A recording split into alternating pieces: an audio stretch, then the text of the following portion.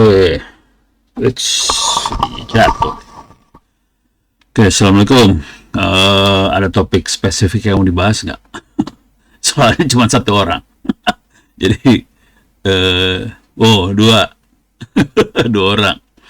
Ada topik spesifik yang mau dibahas nggak? Kalau ada, tulis di chat aja atau diomongin, biar kita bisa ngomong, bisa spesifik yang mau dibahas apa gitu. Belum ada. Udah kayak gini bingung ya.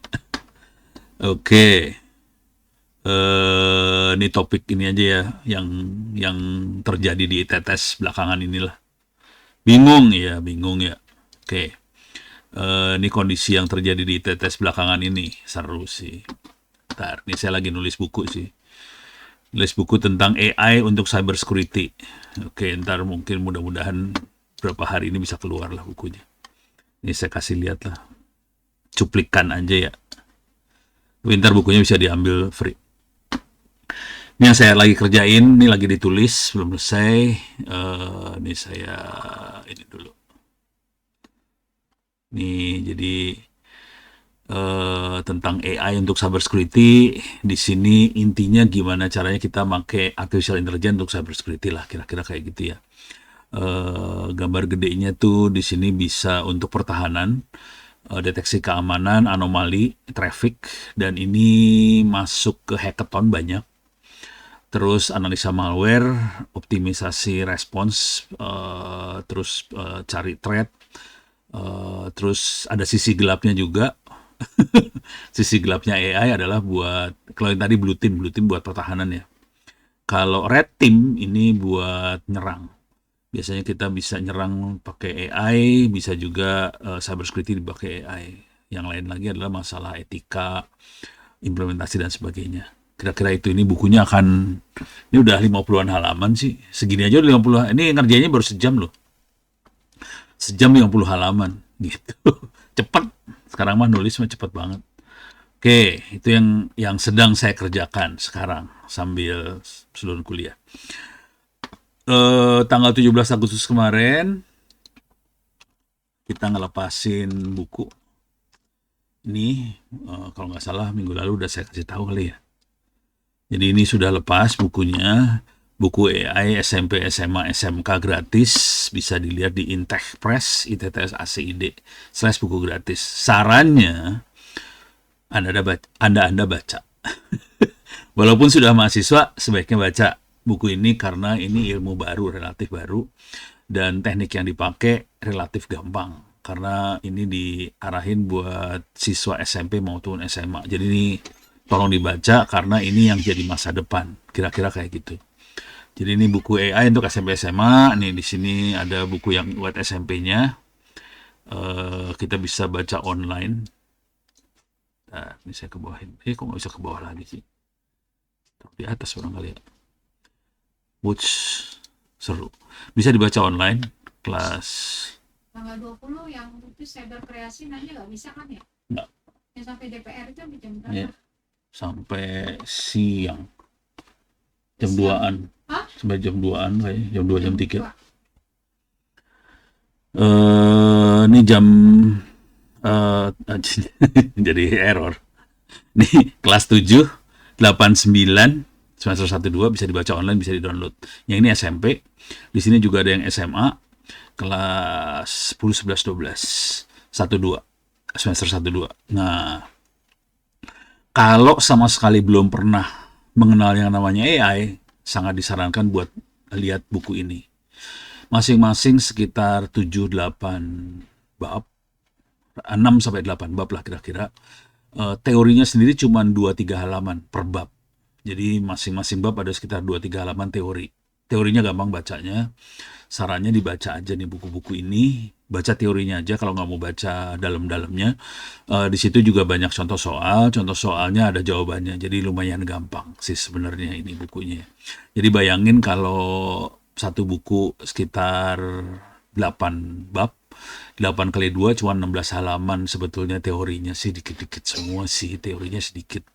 Cuman ini nanti waktu SMA itu dasarnya buat di kuliah Big Data, kuliah data science segala macam, dasarnya ada di sini. Karena tool yang dipakai sama sih sebenarnya. Cuman kalau di kuliah nanti kita akan banyak mulai masuk ke tool yang lebih berat. Kita pakai source code Python dan sebagainya. Cuman yang di sini kita pakai Orange. Jadi lumayan gampang makainya di kelas-kelas yang 11-12 lah. Oke. Ini silahkan dibaca di sini. Karena ini penting banget kalau kita pengen masuk AI di kuliahnya. Kalau nggak baca ini mabok nanti di kuliahnya. Soalnya mulai agak terbang di kuliahnya. Di sini masih lebih gampang nih materi-materinya. Dan pendekatannya juga gampang. Oke, ini buku udah dilepas. Tolong dikasih tahu ke adik-adik kelasnya, ke sekolah-sekolahnya dulu juga bahwa buku ini ada. Kisah gedenya adalah sebetulnya yang minta AI sama coding masuk sekolah adalah Wapres, Gibran. Jadi Gibran minta ke Dignas sama Komdigi supaya AI sama coding masuk sekolah. Oke, cuman mereka mungkin lebih lambat karena birokrasi ya. Jadi akhirnya kita bikinnya cepat banget, terus kita lepasin tanggal 17 Agustus kemarin. Gitu. Ini silakan dibaca. Oke, ini yang kedua nih. Oke, ini penting banget. Ini asli penting. Kalau nggak bisa, ini nanti akan kepake di kuliah yang ini. Saya kasih tahu aja lah sekalian di open course.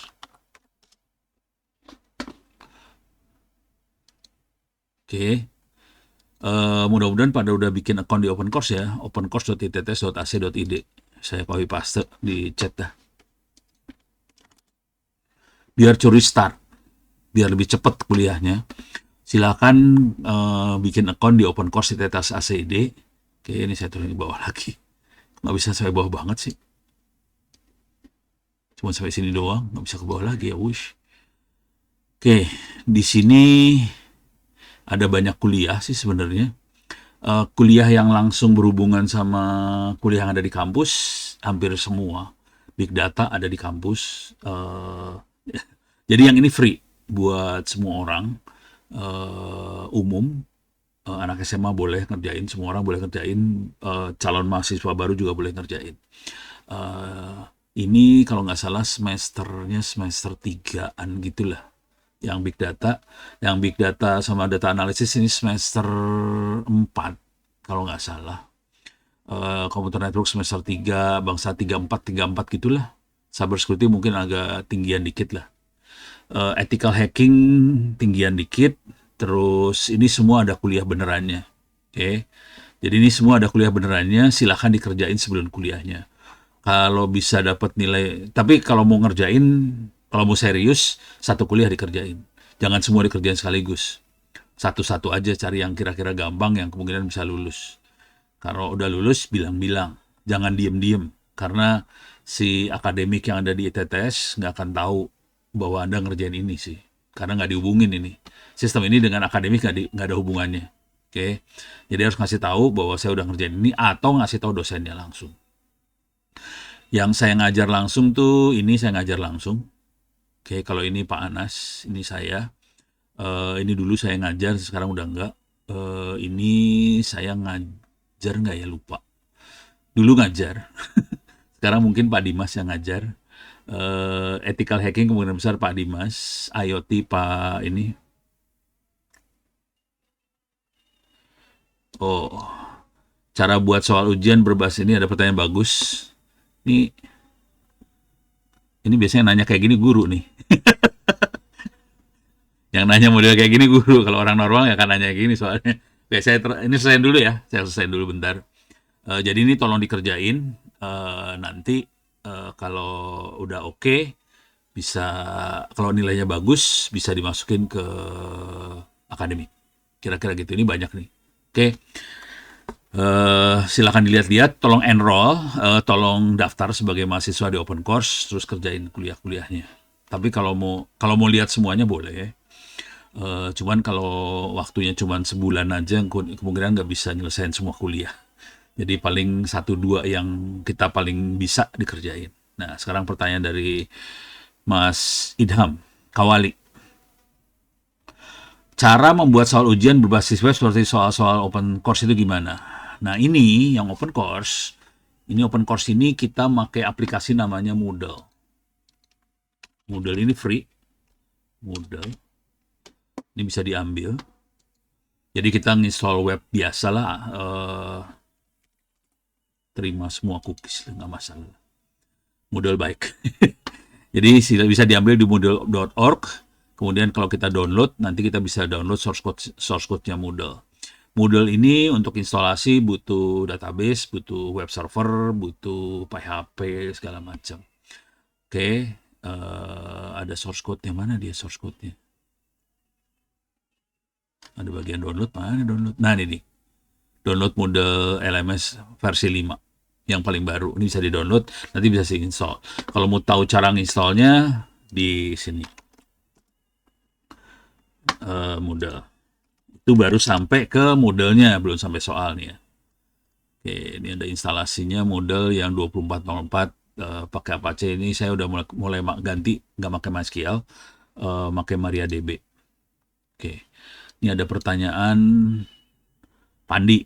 Saya baca di email. Oke, Pandi itu beasiswanya setahun, 12 bulan. Kalau nggak salah satu mahasiswa dapatnya 10 juta. Karena terbatas hanya setahun, diprioritaskan untuk mahasiswa yang tingkat akhir. Jadi kalau sudah tingkat akhir, gampang dapatnya. Kalau yang awal, masih belum ada nih beasiswanya. Jadi yang Pandi buat tingkat akhir. Cuman bisa dinego gini cara negonya. Cara negonya gini nih. Negonya gini. Jadi karena tingkat akhir, salah satu ini tingkat akhir adalah bikin skripsi atau paper jurnal atau buku. Oke, itu ciri-ciri khas tingkat akhir. Kalau calon mahasiswa baru mau dapat level yang itu, kerjain aja paper jurnal sama bukunya. Dinego, Pak, saya lagi bikin paper jurnal sama buku. Bisa nggak saya dapat beasiswa Pandi tadi? Karena bukannya apa-apa ya, nulis buku sama paper jurnal butuh uang buat masukin jurnal sekitar 2,5 juta sampai 5 juta. Kan nggak murah gitu masukin paper jurnal. Kalau itu bebannya ke mahasiswa kan kasihan mahasiswanya. Jadi kalau kita nulis paper jurnal atau buku, kalau buku nggak terlalu sih sebetulnya. Kalau buku di ITTS free soalnya. Bisa terbit di ITTS, di Intech Press itu free. Tapi kalau jurnal itu pakai duit. Jadi bisa dinegoin supaya dimasukin ke dalam Pandi jadinya. Gitu. Kalau jurnal. Jadi sarannya nulis paper jurnal kalau mahasiswa baru. Kalau mahasiswa tingkat akhir, semester 6-7, itu otomatis bisa dapat. Jadi kemarin dosen-dosen pada komplainnya gini, gila nih diumumin ada beasiswa Pandi nggak ada yang mau ngambil. Gitu sampean. Cuman 2 orang yang ngambil. Parah banget. Tapi mungkin mereka cara ininya publikasinya salah juga ya. Oke, sekarang itu buat Mas Ridwan. Sekarang balik lagi pertanyaan buat Mas Ridwan Kawali. Oke, jadi ini buat instalasi si modelnya kayak gini caranya ya. Ini ada diterangin cara instalasinya. Sampai modelnya jadi seperti ini. Salah. Mana tadi? Yang ini ya. Nah, modelnya kayak gini. Sekarang gimana cara bikin soalnya? Bikin soal gampang banget sih sebenarnya. Saya akan coba kasih lihat cara bikin soal ya. Di sini saya akan masuk ke misalnya jaringan komputer. Oke. Atau saya kasih lihat cara masukin, sebelum soal saya kasih lihat bagaimana cara manajemen usernya ya. Oke, karena saya admin, saya bisa nambahin user sih. Jadi saya klik sistem administrator, ini ada user. Saya lihat semua user yang daftar. Ada beberapa user yang tidak konfirmasi. Jadi saya cek dulu, ada yang nggak konfirmasi. Saya cek confirm no, berarti nggak confirm. Saya tambahin filter. Ini ada sekitar berapa? 24 orang yang tidak confirm. Saya tambahin ke sini. Ada 24 ini, saya approve semuanya. Confirmin. Oke, ini buat tambah user, ini bukan soalnya, ini nambah user. Jadi kerjaan buat admin Moodle banyak sih sebenarnya, bukan cuma bikin soal doang. Oke, ini udah continue, ini udah semua udah user udah masuk. Sekarang saya pengen masukin usernya. Ini saya ada kuliah misalnya cyber security. Saya buka tab baru cyber security. Di sini ada participant. Klik, nggak keluar. Ini dia. Ini saya akan enrollment method. Oke, dia saya akan masukin manual. Jadi ada yang belum daftar, ada 186 orang yang belum terdaftar. Saya sort yang ada huruf A-nya ada berapa orang nih? Ada 63, saya daftarin yang ada huruf A-nya. Jadi saya daftarin manual semua nih. Yang ada huruf S-nya daftarin. Nah, sekarang tinggal sisanya biasanya. Ini ada 95 orang yang belum terdaftar, saya daftarin. Jadi sekarang ada sekitar 36.000 orang yang sudah terdaftar di kuliah cybersecurity gitu. Itu udah nggak ada yang nggak terdaftar, semua orang udah terdaftar. Ini harus dikerjain buat semua ini sih kuliah-kuliah yang ada. Jadi di open course caranya gitu. Nah, ini asal tahu aja kalau di yang e-learningnya ITTS yang normal nggak ada dosen yang ngerjain yang ini. Jadi ini disengaja di open course semua orang didaftarin biar semua orang bisa ngelihat kuliahnya. Saya akan coba masuk ke kuliah jaringan sama ini kuliah jaringan, saya masuk ke participant, enroll method, saya masukin di sini ada 186 yang ada huruf A-nya saya masukin semua. Nanti yang ada huruf M misalnya saya masukin lagi semua. Oke. Sekarang tinggal sisanya. Ada berapa sekarang? 100 orang, saya masukin semua 100-nya. Oke. Jadi ada 36.000 sekarang sudah ada di jaringan komputer. Nah, sekarang saya akan kasih lihat cara bikin soal. Cara bikin soal ada dua. Oke. Cara bikin soal ada dua cara. Yang cara gedenya ada dua sih sebenarnya. Yang satu lewat web, satu lagi kita bikin teks. Saya kasih lihat lewat web dulu ya. Nih, saya bikin soal jaringan komputer nih. Oke, di sini ada di bagian more ada question bank soal. Oke. Ini ada bank soal. Kalau mau ngerasain kerjain ujiannya dulu. Jadi kerjain ujiannya nanti kerasa soalnya kok kenapa bisa random, soalnya bisa banyak gitu ya. Ini bank soalnya, yang bisa ngeliat bank soal cuma dosen ya. Jadi kalau mahasiswa nggak bisa lihat bank soalnya. Kalau dosen bisa ngeliat bank soal, bisa nambah bank soal. Jadi harus bikin sendiri, terus bisa nambah bank soalnya. Nah, ini saya bisa di sini ada kategorinya apa? Saya coba buang, saya ganti kategorinya, cari ini. Di sini ada, ini bank soal saya cukup rumit buat kuliah. Jadi nggak ada dosen yang serumit ini sih sebenarnya kuliahnya. Saya aja yang rumit bank soalnya, gitu ya. Misal kita tadi bikin web server, ini ada web sama CMS. CMS adalah Content Management System. Ini ada 53 soal. Oke. Saya also question from subkategori, diklik, terus apply filter. Ini saya pengen lihat soalnya kayak gimana. Ini cuma buat baru ngeliat soal, belum bikin soal nih. Lama. Ini soalnya satu kuliah ada sekitar 6.000-an soal sih. Makanya lama. Gitu. Nanti akan saya kasih lihat cara bikin soalnya. Nah, ini keluar soal-soalnya. Nah, ini kebetulan saya kasih lihat, ini saya kategori soal tentang aplikasi. Terus ini ada pertanyaan, perintah berikut apt-get install apache 2 untuk apa, gitu ya. Kita bisa lihat soalnya, bisa kita edit di sini, edit questions. Atau jangan edit question dulu, preview dulu ya. Preview buat ngerasain soalnya kayak gimana tampil di user. Edit, preview. Nah, nanti user akan melihat seperti ini. Perintah berikut apt get install apache 2 untuk apa? Install source switch, install web server, install firewall, install database server. Kalau udah tahu pasti B. Jadi soalnya gampang sih sebenarnya. Submit, finish. Nah, correct answer web server, jadi benar. Gitu. Ini user akan melihat tampilannya seperti ini. Bagaimana cara bikin soal ini? Gampang banget sih sebenarnya. Bikin soalnya gampang. Asli nggak pakai otak bikin soalnya sih sebenarnya. Saya kasih lihat aja ya cara bikin soalnya. Saya akan questions. Nah, di sini ada create new questions. Kita masuk ke bagian web sama CMS. Oke.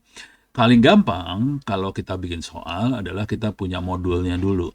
Paling gampang kalau punya modul. Contoh, ini kan tentang web sama CMS. Saya modulnya biasanya saya taruh di wiki saya nih. Ono Center WRID/wiki. Oke. Di sini misalnya Apache. Oke. Di sini ada tentang Apache. Oke.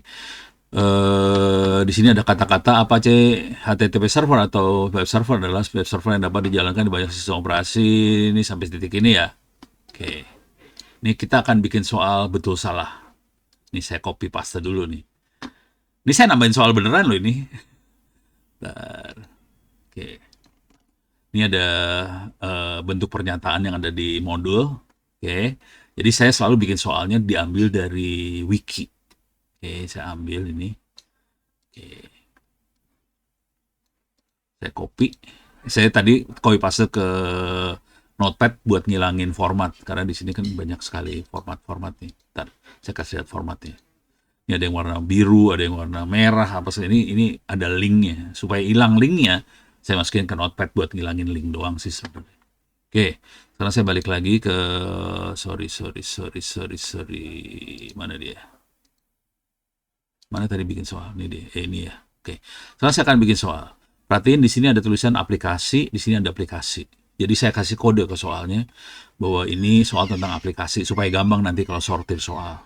Oke. Jadi caranya gini. New questions. Ini kita bikin betul salah aja. True and false. Oke. Oke.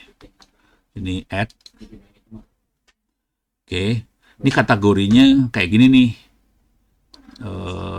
Saya kategorinya dipindahin ke sini. Web CMS. Oke. Kategorinya harus masukin kata. Nah, ini agak rumit yang bagian kategori-kategori. Kalau masih pemula mungkin nggak usah mainan kategori. Soalnya sama aja semua, mau quiz, UTS, UAS sama. Kalau saya kebetulan saya beda-beda.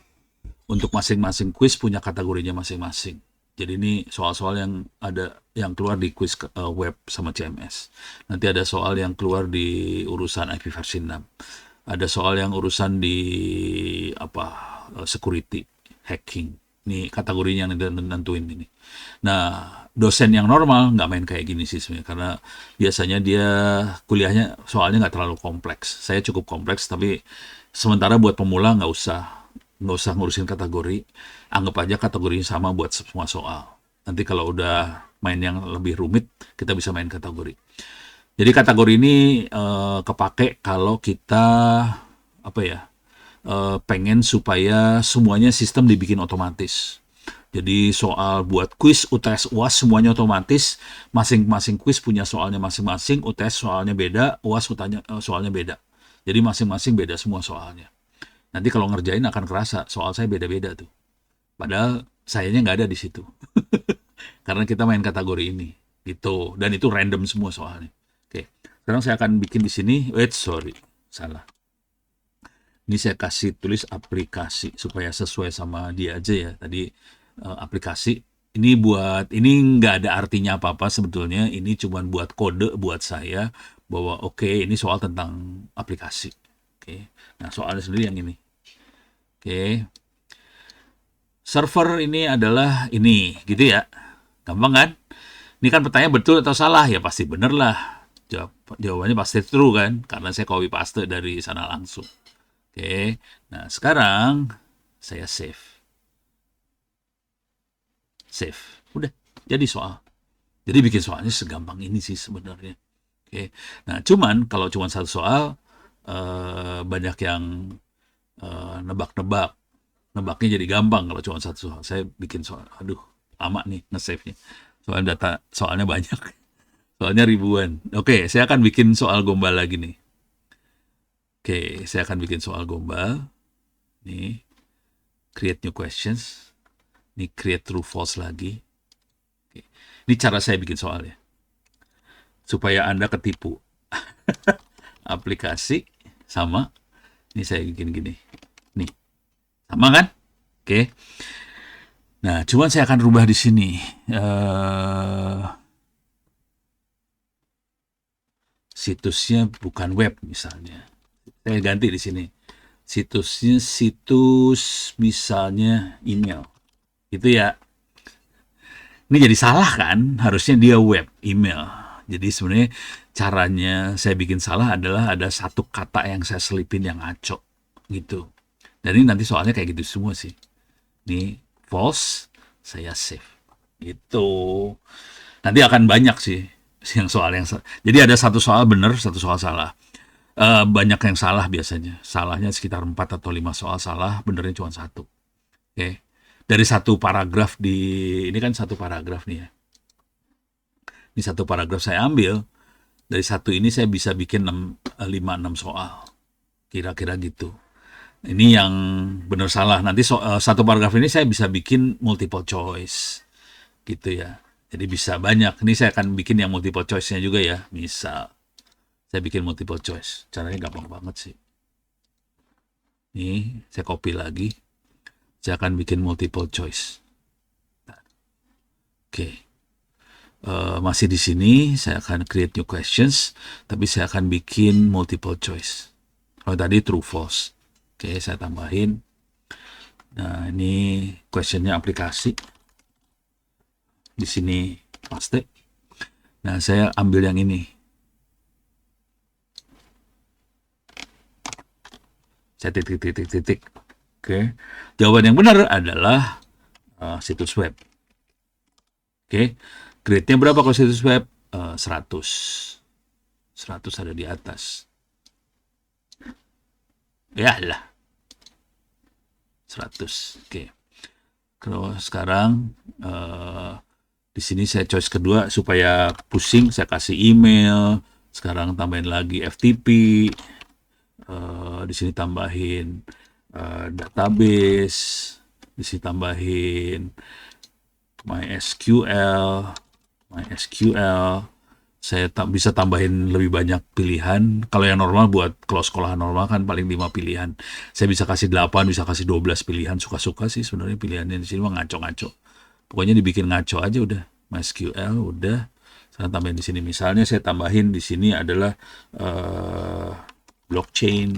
Pokoknya ngaco aja udah. Jadi tambahin lagi apa lagi ya? FTP, SFTP, rsync.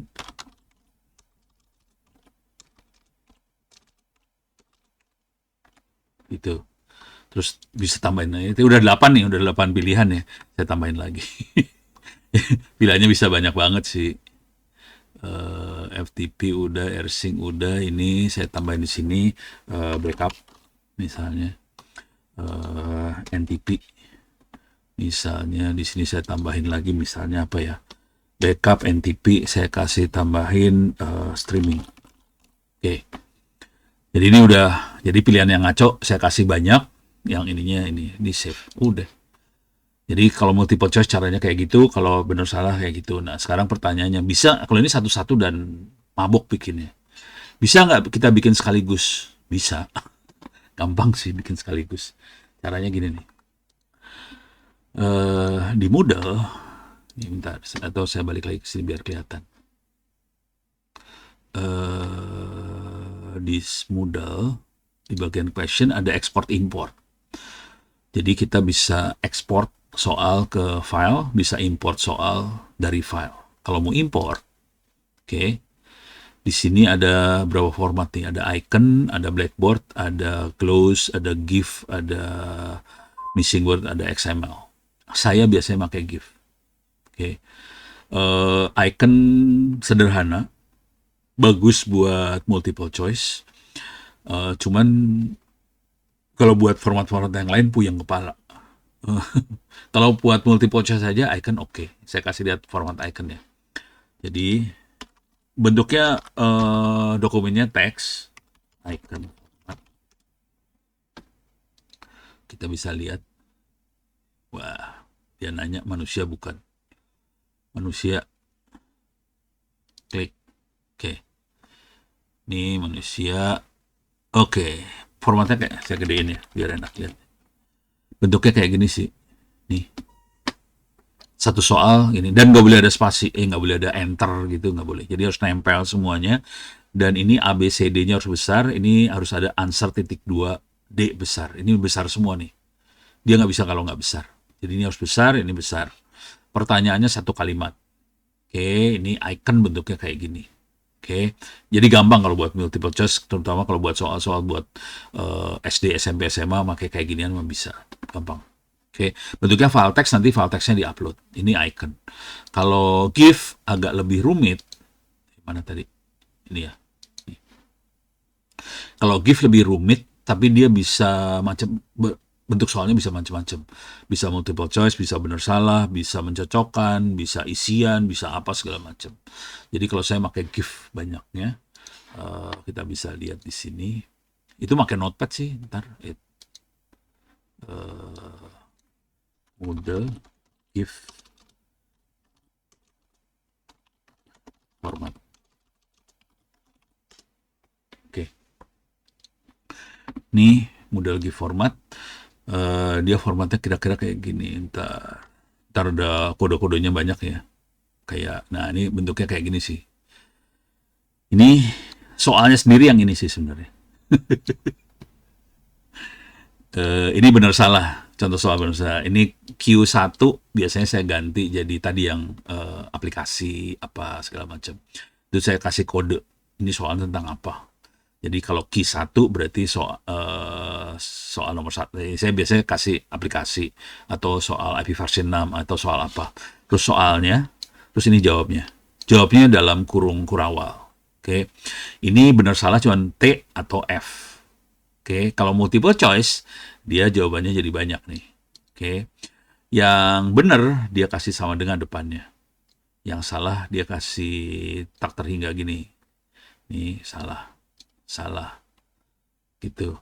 Kalau isian, dia soalnya bisa kayak gini.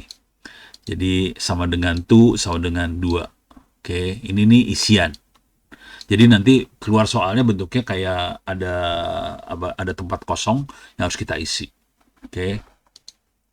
Saya agak nggak terlalu suka dengan isian karena biasanya mahasiswa suka salah ngisi isian. Tapi ada beberapa soal saya bikin isian juga sih. Jadi mahasiswa salah sih. Mahasiswa salahnya misalnya dia pakai misalnya jawabnya tuh T-nya besar. Kalau T-nya besar jadi salah dia. Nah ini begonya si model kayak gitu. Jadi kasihan mahasiswa bisa tewas kayak gitu. Oke. Jadi yang multiple choice tinggal jawabannya direndengin terus dikasih yang benar kasih sound dengan yang salah kasih ini. Nah, kalau yang mencocokkan ini kayak gini nih.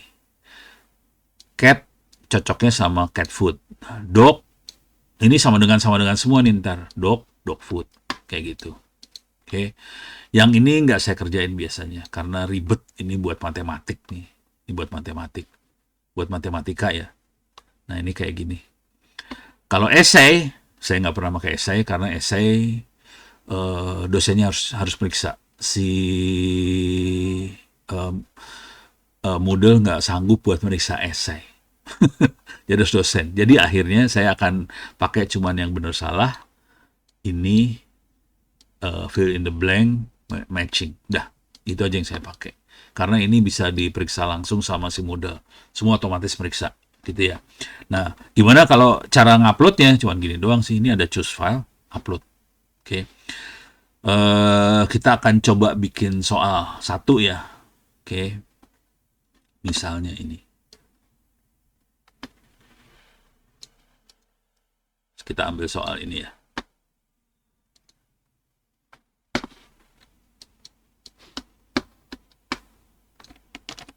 Oke. Ini aplikasi yang tadi sama. Nah, sekarang saya akan ininya saya ambil nih. Ini saya buang titik jadi titik. Nah, sekarang jawabannya di sini ada GUI. Yang benar GUI. Terus di sini ada gua. Ini salah semua ya. Misalnya CLI, CLO. Pokoknya ngaco-ngaco aja lah. HTTP. Apalagi berbasis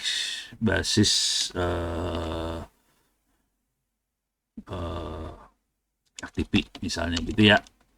Ini yang ngaconya. Oke. Jadi yang tadi kalau kita lihat di sini kan bentuknya ke samping ya. Ini kan ke samping. Saya bikin ke bawah biar enak aja sih sebetulnya. Mana tadi? Ini ya, ini saya bikin ke bawah. Nah, sekarang saya akan upload nih soal. Saya save. Saya kasih nama question jaringan 1.txt. Oke. Jadi saya punya file namanya question jaringan 1.txt, isinya cuma satu soal aja sih, buat iseng-iseng percobaan. Oke, ini soalnya masuk beneran ke open course loh ini, bukan bohongan, ini beneran. Oke, saya masukin di sini. Nah, saya akan masuk pakai GIF format. Perhatiin tadi filenya .txt ya, saya makainya bukan .gif atau apa enggak, .txt. GIF format, choose file. Choose file. Saya taruh di folder download. Q mana Q OP Q nih dia. Ini ada satu soal. Select. Oke. Ini kita upload. Ini filenya, import. Dia masukin satu soal, ini hijau, yang penting hijau. Kalau dia punya masalah dia biasanya ngasih tahu. Tapi kalau udah hijau aman, continue. Ini butuh waktu, diem dulu nih. Soalnya banyak banget. Ini pusing dia masukin database ya. Saya klik lagi. Iya, nunggu lama dah lo, mabok dah. Aduh, ini bagian ini yang menyebelin. Ini kalau udah soalnya banyak kayak gini sih. Kalau soalnya dikit gampang. Kalau soal banyak baru keras. Ini masalah gedenya adalah karena database-nya dipisah. Jadi database udah masuk dia. Mana tadi masuknya kemana ya? Harus dicari. Biasanya keluar di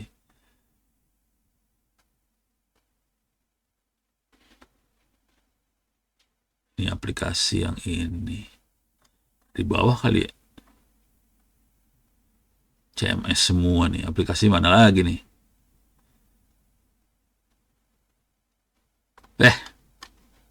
Hilang.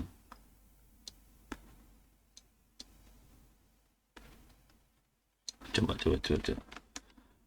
Jadi soalnya saya bikin kayak gimana sih tadi? Berbasis grafik ya. Saya akan cari kata-kata ini berbasis grafik, keluar nggak ya? Kepaksa dicari. Nah, ini susahnya kalau udah masuk kayak gini, udah puyeng nih. Paste. Nah, ini dia. Ini aplikasi. Ini dia soalnya. Udah masuk. Sekarang saya coba preview. Nah, ini yang kita masukin tadi ya. HTTP gua. Ini perhatiin ABCDEF-nya ngerandom lagi. Padahal tadi yang pertama kali kan GUI yang kita masukin. Kalau kita lihat soal aslinya kan pertamanya GUI. Tapi dia randomin sih. Jadi nanti ngerandom. Konsekuensi ngerandom, soal yang sama, kalau dikerjakan oleh dua orang yang sebelahan duduknya, jawaban ABCDEF-nya ngerandom sih, beda. Jadi nggak bisa nomor 2 berapa gitu, nggak bisa. Karena jawabannya ngerandom sih. Jadi ini kita tahu jawabannya yang benar adalah F, submit finish, answer is GUI gitu. Kira-kira gitu sih. Tekniknya gampang kan? Nggak susah sih ginian. Res, ada lagi pertanyaan? Kalau ada pertanyaan silahkan. Oke. Oke, ini pertanyaan urusan model beres. Jadi tadi saya udah kasih lihat, saya kebetulan lagi nulis buku AI untuk cybersecurity. Mudah-mudahan beberapa hari ini bisa selesai. Kemudian kami ITTS launching buku AI untuk SMP SMA. Oke, jadi ini lumayan. Terus juga ini bisa dibaca s.id free OWP ebooks. Oke. Atau saya tulis ya. s.id/free OWP ebooks. Oke. Silakan baca di chat, itu URL-nya, tapi kalau diklik nanti masuk ke Google Drive free ebook saya. Ini sudah 81% space-nya kepake. Bentar lagi habis. Gara-gara tadi ngupload video, jadi mulai bonyok lah dia. Oke, nah di sini ada buku-buku yang baru ditulis sih sebenarnya. Ini buku yang baru ditulis adalah nih roadmap AI gotong royong. dari rakyat untuk rakyat, oleh rakyat, gitu ya. Nah, ini roadmap AI gotong royong ini sebetulnya diminta buat dipresentasiin di sini nih. Saya kasih lihat kalender aja ya. Ini bulan September saya harus ke tanggal 23.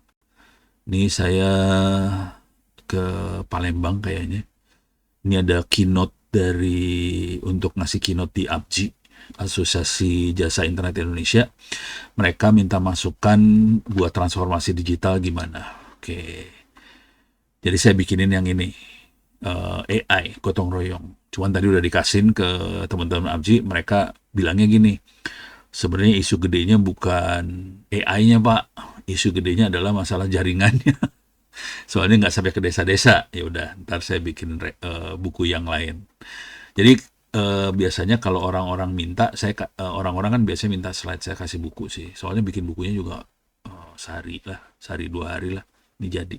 Nah, di sini yang ini kebetulan bukunya sebenarnya kenapa saya sampai nulis seperti kayak gini, buku AI, karena waktu minggu lalu saya kan ke Timor Leste.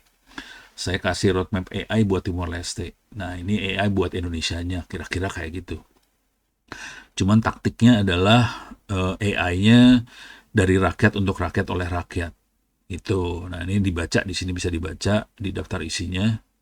Di sini ada untuk transformasi digital, peran utama AI seperti apa, terus kenapa taktiknya pakai open source sama swadaya masyarakat. Supaya bisa gerak semua. Kalau dari pemerintah biasanya lebih lambat sih, ya bisa aja tapi lebih lambat sih. Nanti ya kalau pemerintahnya berbaik hati ya bisa sinkronisasi sama yang terjadi di lapangan lah, kira-kira gitu. Jadi ini gedenya. Nah, kemudian di sini fondasi kemandirian AI, dari rakyat kenapa, untuk rakyat kenapa, supaya AI lebih membumi oleh rakyat, supaya berdaulat sih sebetulnya. Supaya kita tidak tergantung pada Google, ChatGPT dan teman-temannya. Soalnya nyebelin. Asli, kita tuh tergantung banget. Kalau mereka internet putus, sambungan putus, bubar. Jadi gimana caranya, kalau saya cenderungnya gimana caranya internet kita putusin, kita bisa tetap hidup. Itu kunci utamanya di situ. Karena kalau kita semua pakai luar, sebetulnya informasi kita, data kita keluar.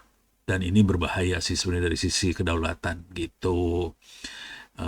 Kenapa oleh komunitas, relawan, terus meminimalkan ketergantungan pada anggaran negara itu.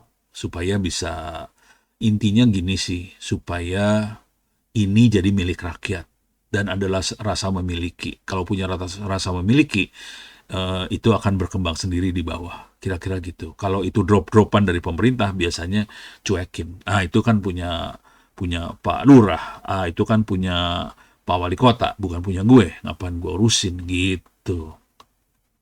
Ini kasih lihat kontribusi saya di Timor Leste, kemudian juga inisiatif ITTS buat bikin buku nih, kasih lihat di sini. Nah, kunci utamanya adalah manusia sih sebenarnya. Gitu. Manusia terus swadaya masyarakat. Dari swadaya masyarakat kita masukin open source secara teknologinya di situ. Oke. Terus tentunya kita perlu, nah ada strategi dari sisi ekonomi digital, kerjasama internasional mulai masuk di sebelah sini untuk proses pergerakannya, dan yang penting adalah ujungnya supaya ini semua bisa berkembang, kita perlu bikin ekosistem di AI secara nasional. Kalau itu bisa terjadi, fondasinya jalan, kita bisa terbang. Itu kira-kira. Tapi ini panjang sih ceritanya. Ini panjang. Silahkan dibaca, totalnya sekitar 100 halaman lah kira-kira. Mabok bacanya. Tapi kalau lihat judul-judulnya aja sih udah mulai kebayang sih sebetulnya.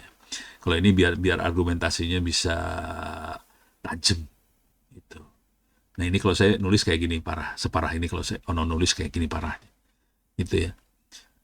Oke, ini ada angkanya kayak gini, parah, ada angka-angkanya, dan ini ada referensi benerannya. Puyeng kepala lo dilawan kayak gini mah parah, ngelawannya pening. Ini beres ya. Jadi ini dilepas juga. Mudah-mudahan bisa jadi arah buat Republik sih. sebaiknya arahnya ke arah mana gitu. Tapi intinya ini ujungnya sebenarnya masalah kedaulatan sih, kemandirian sama kedaulatan, kira-kira gitu, supaya kita nggak dikunci sama vendor lah, pusing, makanya open source banget. Ini beres roadmap. Terus satu lagi yang juga seru, ini Dimi yang minta, yang ini bukan Abzi, yang ini yang minta adalah Politeknik Jember. Bentar, mereka tuh mintanya kapan ya? Sorry, hari Jumat atau Sabtu gitu, September atau Oktober, September. Wah, Jember lah itu. Oh, nggak ada sih, lagi nyari, nggak ada. Oke, tapi ada, coba-coba saya cari, search saja Jember ya, Jember. Nah, ini dia, November rupanya. Di November tanggal 8 mereka minta, materinya udah dibikin. Jadi waktu itu saya bilang kalau hilirisasi sama OBE itu adalah output based education. Jadi gimana caranya kita bikin sistem pendidikan yang tujuannya adalah output. Output itu artinya manfaat ke masyarakat, kayak gitulah. Kira-kira gitu. Bukan teori. Jadi kebanyakan pendidikan yang ada kan teori ya. Nah, ini gimana caranya kita punya output based education sama hilirisasi. Hilirisasi itu maksudnya gimana kalau produk itu bisa ke hilir supaya bisa jadi industri beneran lah, kira-kira. Tadinya saya usulinnya yang ini, cuman orang-orang Politeknik, Pak, ini urusannya tentang pengabdian masyarakat. Ya udah, oke. Kita masukin pengabdian masyarakat, tapi ujungnya yang ini dua nih, output based sama education. Dan ini yang saya pakai adalah pengalaman di TTS. Oke, saya kasih daftar isinya. Ini bisa diambil juga. Jadi semua di s.id/free OEP ebooks, bisa dibaca di sana, bisa di-downloadin semua. Gambar gedenya adalah ini, bisa dibaca, tapi kira-kira gini. Ini dari sisi strategi, saya pakai strateginya Pak Habibie. Jadi buat ya mungkin ada generasi yang lahir waktu Pak Habibie jadi presiden masih kecil kali ya. Waktu saya levelnya mahasiswa soalnya. Waktu Pak Habibie lagi mulai terbang mengudara tuh saya mahasiswa di ITB. Jadi tahulah kira-kira gerak-geriknya Pak Habibie itu. Nah, kira-kira taktik yang dipakai Pak Habibie itu kira-kira kayak gini. Beda sama taktik yang biasanya dipakai sama profesor-profesor atau guru-guru yang teoritis. Ya, ini kerasa banget kalau kita lagi nulis skripsi.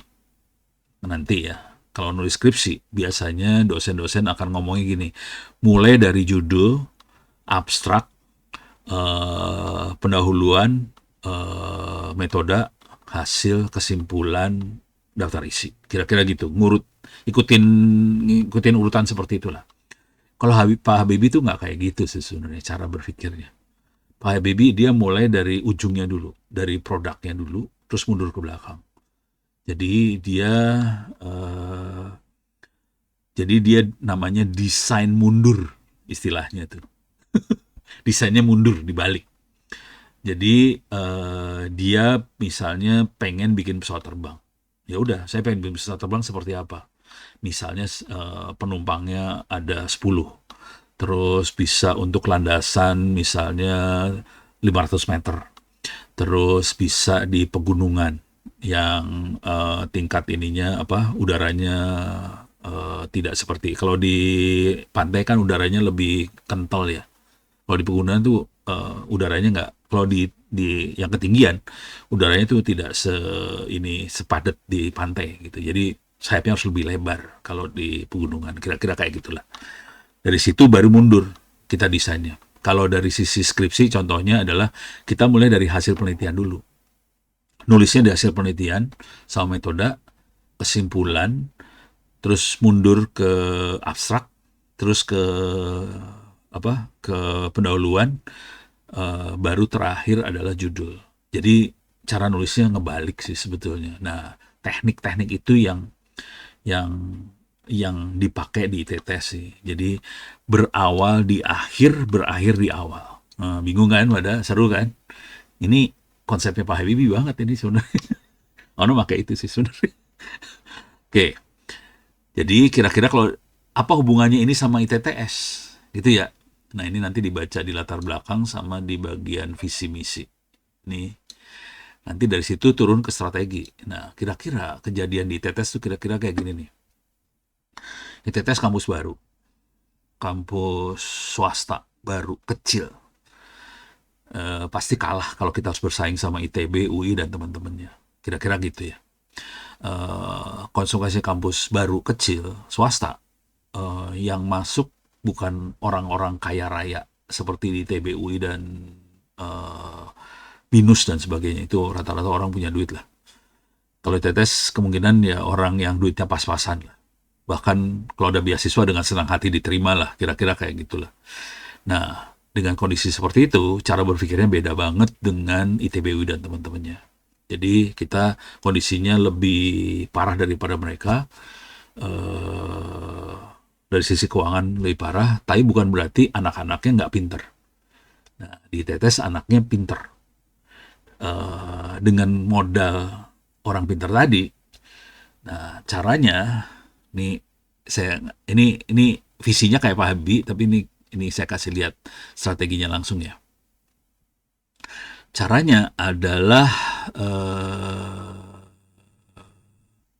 ini harus dibaca satu-satu sih, tapi kira-kira nanti caranya ada di mana ya? Apa di bawah sini kali ya?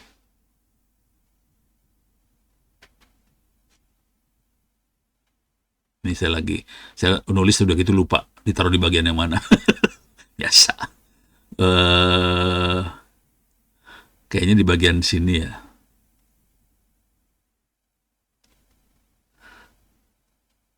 Oh, tapi ya udah ntar bisa dibaca di bagian strategi. Tapi kira-kira gini, karena di TTS itu kebanyakan bukan orang yang punya uang, tapi bukan orang bodoh. Maksudnya anak-anaknya juga punya pintar-pintar sih.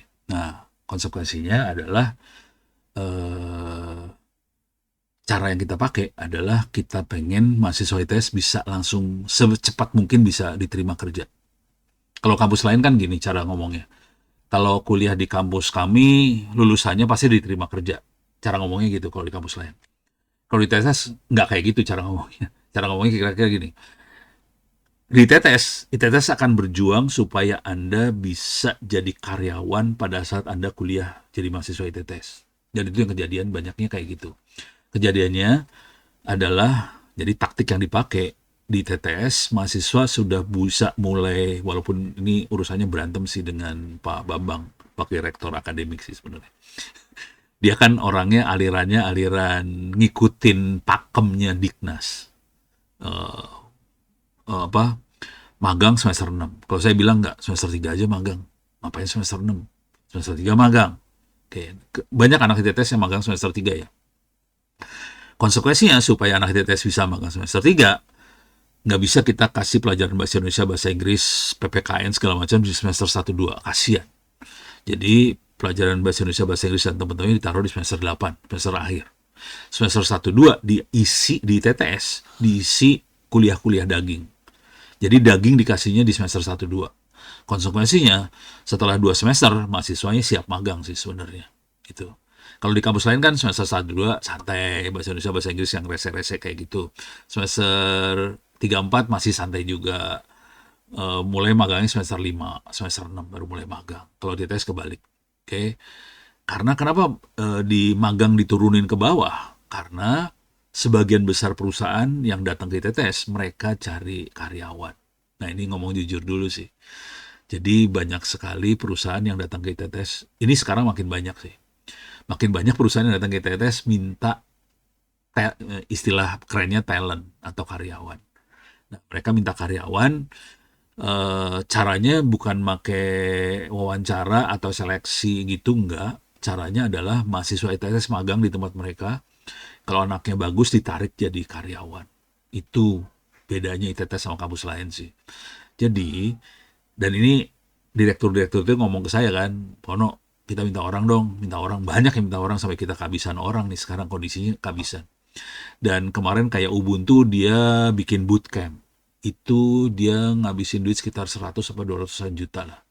Taruh duit buat konsumsi, buat sertifikasi, buat apa segala macam 100 jutaan.